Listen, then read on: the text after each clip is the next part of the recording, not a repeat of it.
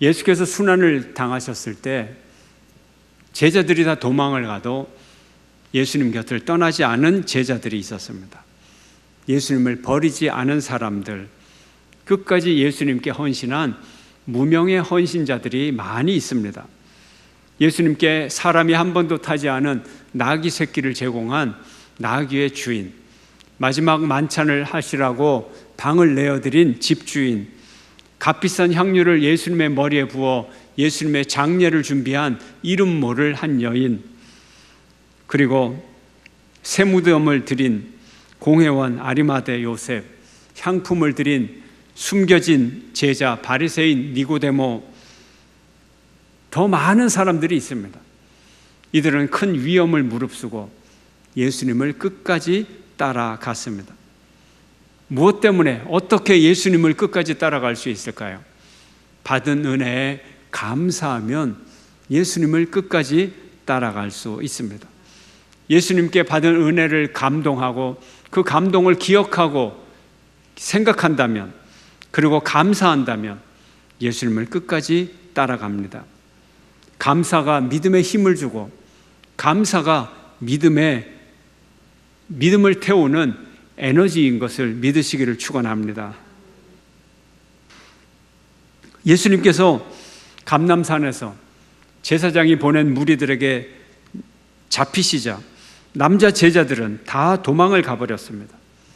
그러나 갈릴리에서부터 예수님을 따라온, 섬겨왔던 여자들은 예수님 곁을 떠나지 않았습니다. 고난의 시간을 시험의 시간이라고 말합니다.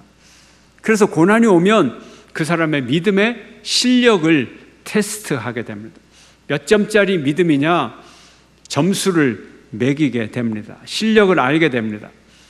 또 고난의 시간은 시합의 시간입니다. 게임의 시간입니다. 누가 평소에 더 훈련을 잘해왔는가, 누가 평상시에 예수님을 더 잘 믿었는가, 남자 제자들인가, 이름도 모르는 여인들인가, 가름을 하게 됩니다. 누가 참 제자인가를 알게 됩니다.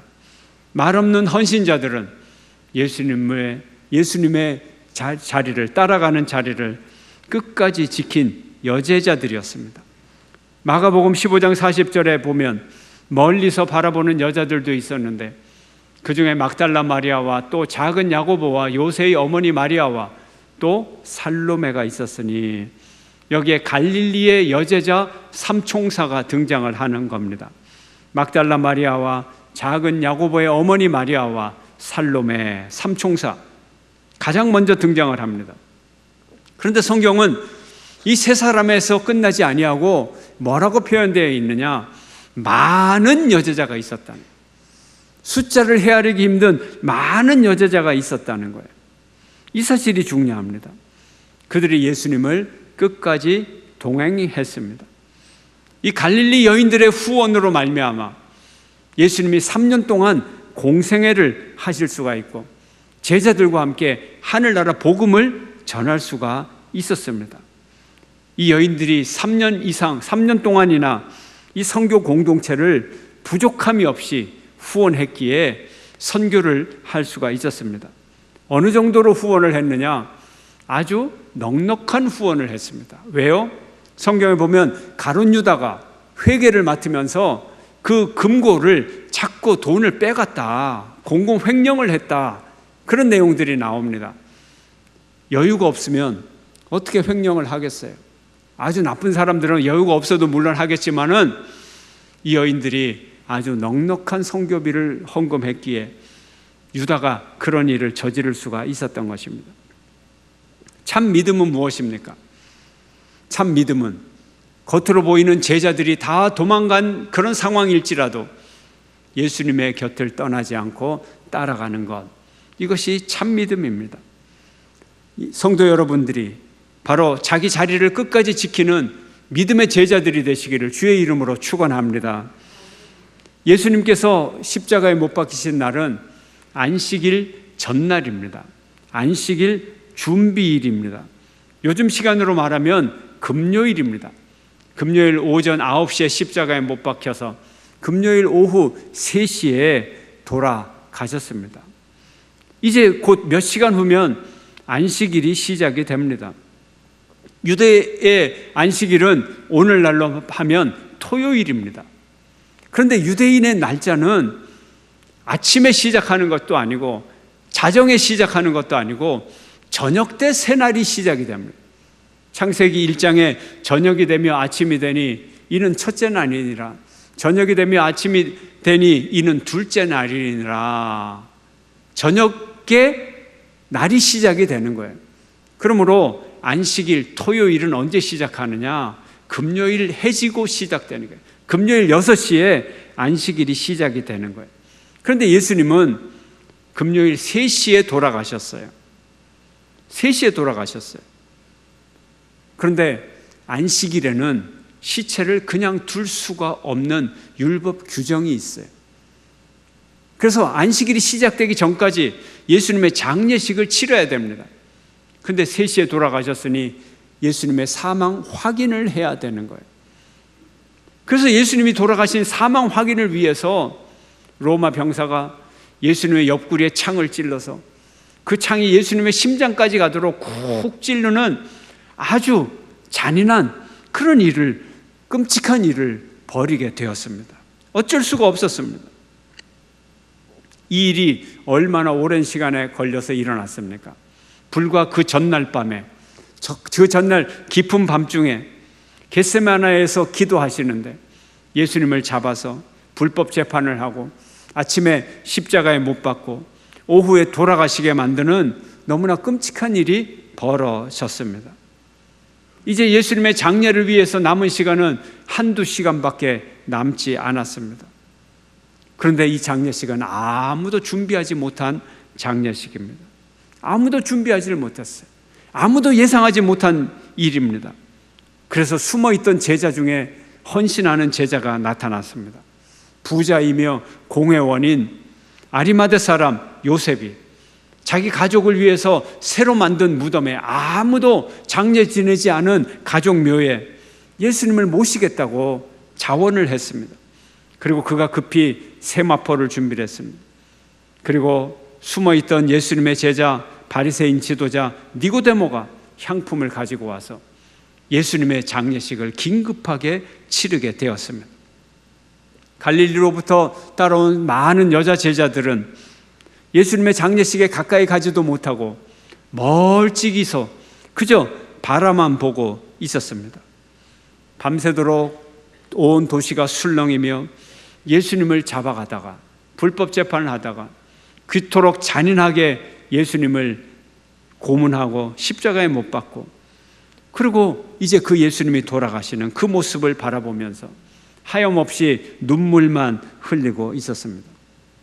아무도 예수님의 장례를 준비한 사람이 없으되 며칠 전 예수님의 머리에 향유 옥합을 깨뜨려 향유를 부은 한 여인의 말이 생각납니다. 예수님이 이 여인을 칭찬하며 이 여인이 나의 장례식을 준비하였도다. 예수님의 말씀이 이제사, 그 칭찬의 말씀이 이제사 여인들의 머릿속에 떠오르고 있었습니다. 이렇듯 예수님의 죽음은 가까이 갑자기 찾아온 것입니다. 여인들은 이대로 예수님을 보낼 수가 없었습니다. 최소한 예수님의 몸에 향유라도 발라서 예수님의 가시는 길에 예의라도 갖추어야 예수님을 보낼 수 있었습니다. 급히 여인들은 뛰어가서 예루살렘 시장으로 달려가 향유를 구했지만 이미 해는 기울어 저녁이 되고 안식일이 시작이 되었습니다. 예수님의 장례식을 치를 수가 없었습니다. 하루빨리 안식일이여 빨리 지나가라. 안식일이 시작되자 이 길고 긴 어두운 밤이여 빨리 지나가라. 아침이 와라. 기다리고 또 기다리다가 새벽이 되자 여인들은 향품을 들고 예수님의 무덤을 찾아갔습니다. 역시 갈릴리 여제자 삼총사 막달라 마리아와 야고보의 어머니 마리아와 살롬의 세 여인이었습니다. 예수님의 무덤을 찾아가면서 걱정이 있었습니다. 그 무거운 돌을 누가 굴려줄까? 무덤 문을 막았던 그 돌을 열어야 할 텐데 무덤에 가까이 와 언덕 아래서 언덕 위를 올려다보니 글쎄 그 큰 돌이 옆으로 굴려져 있고 무덤 문이 활짝 열려 있었습니다. 이상하게 생각하며 무덤 안으로 들어서니 흰옷 입은 청년이 오른쪽에 서 있는데 그 청년이 이렇게 말합니다. 청년이 이르되 놀라지 말라. 너희가 십자가에 못 박히신 나사렛 예수를 찾는구나. 그가 살아나셨고 여기 계시지 아니하니라. 보라, 그를 두었던 곳이니라. 예수님은 부활하셨어요. 그 무덤에 머물러 있을 이유가 없습니다. 예수님이 부활하셨다는 가장 유력한 증거는 예수님의 무덤이 비어 있다는 증거입니다. 죽은 시체가 어디로 갑니까? 예수님의 시체를 훔쳐갈까봐 빌라도는 군인들에게 명령하여 2명씩 그 무덤 문을 지키게 했습니다. 누가 로마 군인을 속이고 누가 로마 군인을 죽이고 예수님의 무덤을, 예수님의 시체를 강탈할 사람이 없습니다. 그 병사들이 무덤을 잘 지켰어요. 그럼에도 불구하고 예수님을 가두어 둘 수가 없었습니다. 천사는 말합니다. 갈릴리로 가면 예수님을 만날 수 있다. 예수님의 메시지는 갈릴리에서 만나자. 가서 그의 제자들과 베드로에게 이르기를 예수께서 너희보다 먼저 갈릴리로 가시나니 전에 너희에게 말씀하신 대로 너희가 거기서 배우리라 하라 하는지라. 이 세 제자들 보고 빨리 제자들에게 가서 갈릴리에서 예수님을 만나라, 예수님의 약속을 전하라고 했습니다. 예수님의 부활하신 후에 첫 번째 미팅 장소 갈릴리. 그런데 갈릴리 어디란 말입니까? 뻔하죠. 갈릴리의 그들의 아지트, 선교 본부, 가버나움, 거기서 만나자는 약속입니다. 그런데 이 천사의 말이 여인들의 귀에 하나도 들리질 않습니다. 하나도 이해가 되질 않습니다. 전혀 들리지 않고 이 여인들은 두려움에 가슴만 떨고 있었습니다. 두려움에 사로잡혀 있었습니다. 그렇잖아요. 옛날에 장례 문화가 지금 같지 않을 때 집에서 임종을 주로 할 때 분명히 이 작별 인사를 하고 부모님이 숨을 거두셨는데 심장도 먹고 분명히 의식을 잃었는데 얼마 후에 이 의식을 깨는 경우가 가끔 있어요. 그래서 아무개야 부르고 헛기침을 하면 자녀들이 아유 우리 어머니 다시 살아나셨구나 하고 반기고 즐거워서 어머니 좋아하기는커녕 어머니가 살아나셨는데 더 놀라갖고 두려워하고 어머니에게 가지도 못하고 그런 일들이 있었어요. 이 여인들에게 예수님이 다시 살아나셨다는 소식이 기쁨을 줘야 되는데 자기의 기대와 달라서 두려움에 떨고 무서워서 부들부들 떨고 있었던 것입니다. 그렇습니다. 전혀 예상치 못한 일이기 때문에 그렇습니다. 여자들이 몹시 놀라 떨며 나와 무덤에서 도망하고 무서워하여 아무에게 아무 말도 하지 못하더라. 그저 무서워서 부들부들 떨고만 있어요. 예수님의 죽은 시체가 어디로 갔어? 부들부들 떨고만 있었습니다. 겨우 정신을 차리고 막달라 마리아가 베드로와 요한에게 이 소식을 전했습니다. 예수님이 살아나셨다. 예수님께서 갈릴리로 가시나니 거기서 만나보기를 원한다. 베드로와 요한이 황급하게 무덤에 왔지만 역시 무덤은 비어있는 채로 아무것도 없었습니다. 이때 막달라 마리아가 할 수 있는 일은 두려움에 떨면서 눈물 흘리는 일밖에 없었습니다. 아무도 마리아의 말을 믿지 아니하고 마리아 자신도 예수의 부활 사건을 믿지 못했던 것입니다. 그때 갑자기 마리아야 인자한 음성이 들립니다. 예수님의 음성이었습니다. 뒤돌아보니 예수님께서 부활하신 예수님이 마리아의 등 뒤에 서 계셨습니다. 예수께서 안식 후 첫날 이른 아침에 살아나신 후에 전에 7 귀신을 쫓아내어 주신 막달라 마리아에게 먼저 보이시니 막달라 마리아는 부활의 증인 제1호가 되었습니다. 마리아야 부르는 그 음성이 뭐냐? 부활 증인 제1호, 부활의 증인 임명장, 그것을 막달라 마리아에게 예수님이 수여하신 거예요. 이제 부활하신 예수님을 만나서 그것을 알고 믿고 막달라 마리아는 부활을 증언하게 되었습니다. 막달라 마리아가 누구입니까? 예수님이 7 귀신을 쫓아내 주신 여인이었습니다.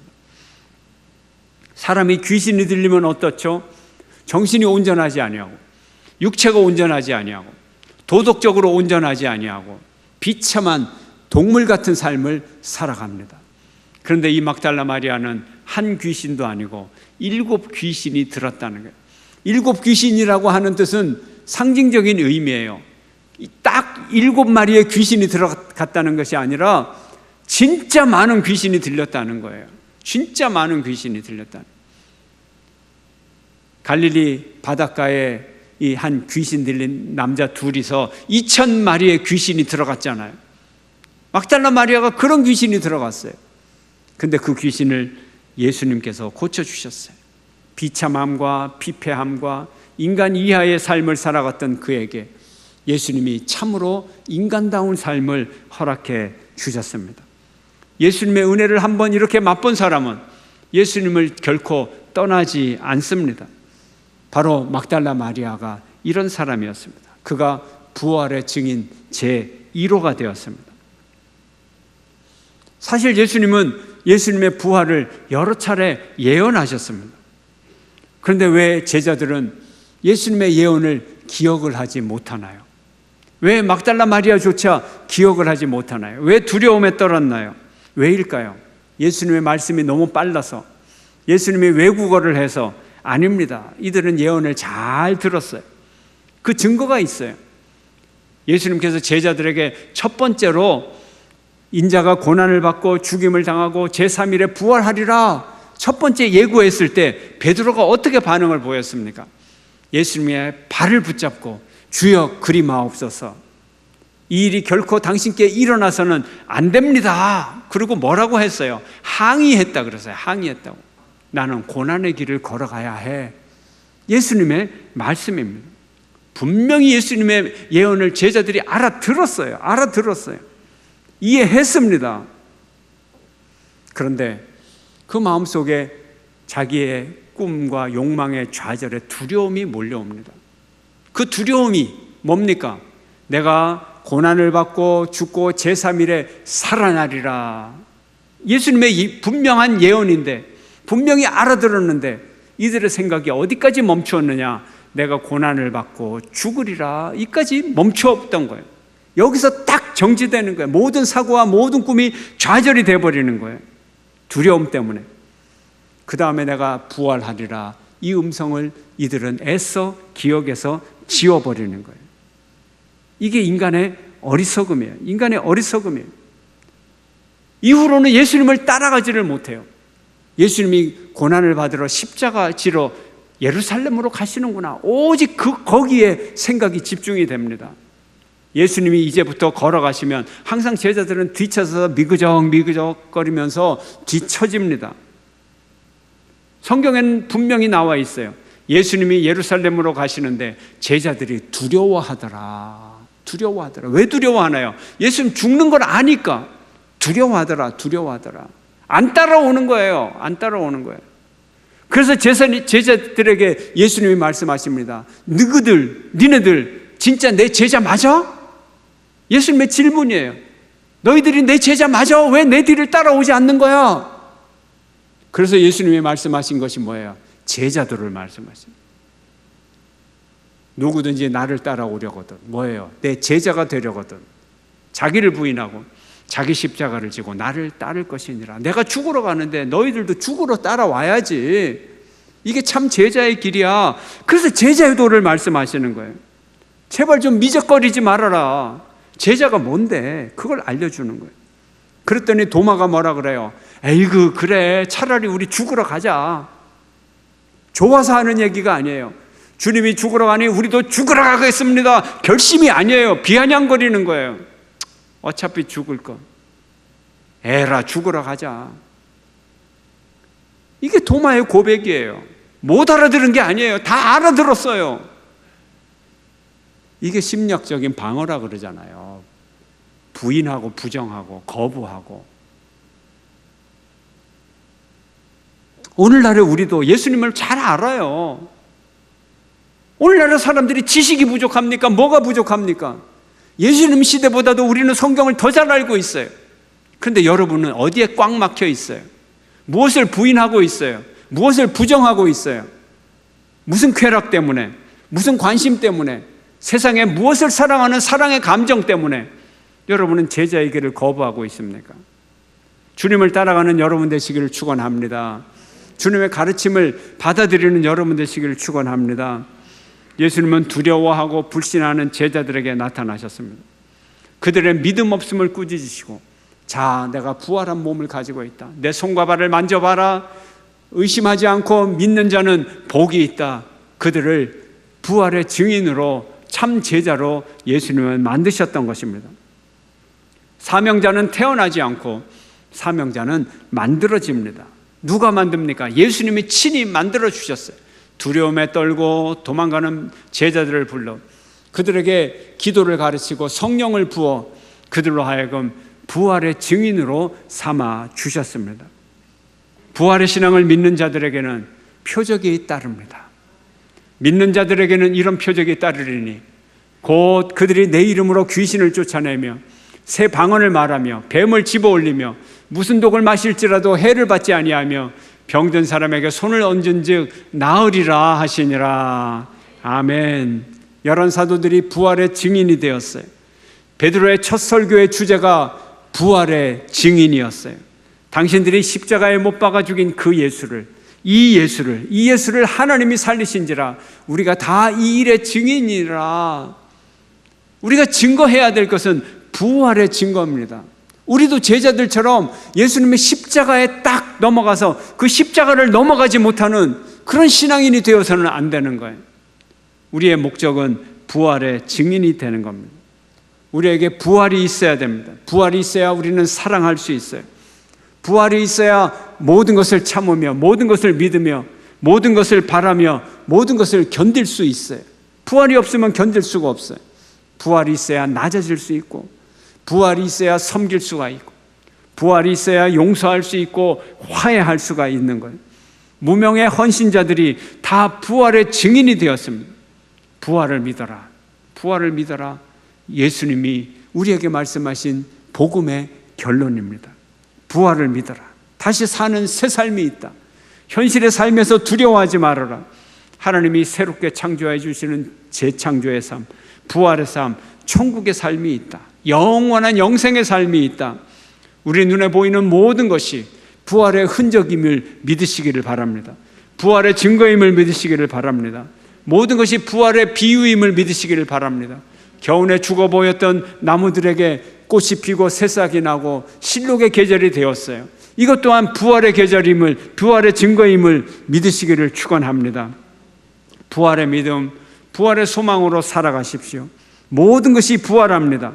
부활을 믿으면 우리의 인생이 변하고 온 세상이 변합니다. 부활을 믿으면 천국이 보입니다. 부활을 믿으면 우리가 오늘 만들어가야 할 천국의 세상이 보이고 용기를 얻게 됩니다. 사랑하는 성도 여러분, 여러분 모두가 부활의 증인이 되시기를 주의 이름으로 축원합니다. 주님 앞에 섭니다.